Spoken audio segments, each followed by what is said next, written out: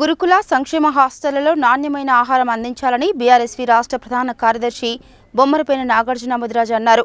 తక్షణమే విద్యాశాఖ మంత్రిని నియమించాలని డిమాండ్ చేశారు.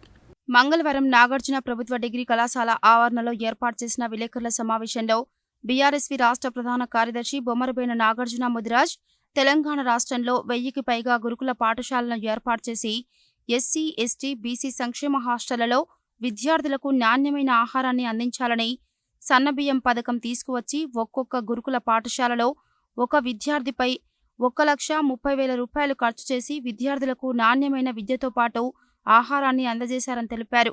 కానీ కాంగ్రెస్ ప్రభుత్వం వచ్చి రేవంత్ రెడ్డి సీఎం అయిన తర్వాత ఎన్నికల్లో ఇచ్చిన హామీల ప్రకారం ఒక్కటి కూడా అమలు చేయకుండా విద్యార్థులను మోసం చేస్తున్నారన్నారు.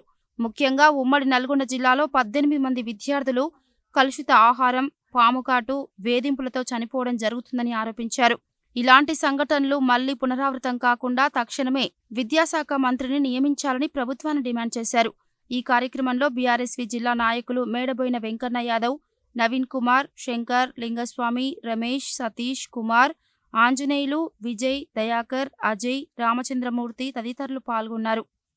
మరి యొక్క విద్యాశాఖకు అధిక నిధులు కేటాయించి సంక్షేమ హాస్టళ్లను బలోపేతం చేయాలని చెప్పి డిమాండ్ చేస్తున్నాం. మరీ ముఖ్యంగా గురుకుల విద్యార్థులు ఎవరు కూడా చనిపోకుండా వారికి ఏ విధంగా జాగ్రత్త తీసుకుంటారో అక్కడ విద్యార్థులకు నాణ్యమైన ఆహారం ఇవ్వాలని చెప్పి డిమాండ్ చేస్తున్నాం. మరి ఇప్పటికే గురుకుల పాఠశాలలు మరి అనేకం కూడా ఈరోజు విద్యార్థులు చేయడానికి భయపడుతున్నారు. కల్తీ ఆహారం తింటారని చెప్పేసి ఆందోళనలు.